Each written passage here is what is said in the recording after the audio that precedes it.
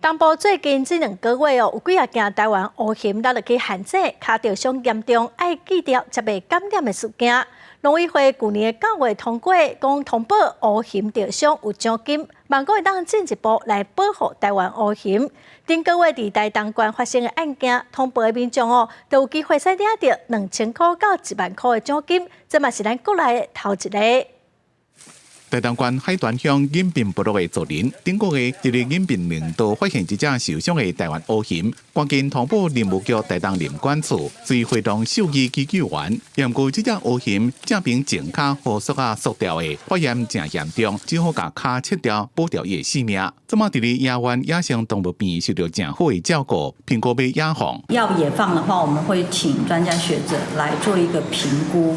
那在野放之前，我们也会训练它攀爬的能力。台东林管处讲，伫台东县这几年拢发现台湾乌熊和束限制缩掉的，要将甲脚锯掉的情形。去年9月，农委会为了要保护台湾乌熊，特别伫生态服务给付项目内面，增加台湾乌熊生态服务给付示范计划，奖励发现乌熊受伤通报的个人或者是团体。不小心误捕误伤。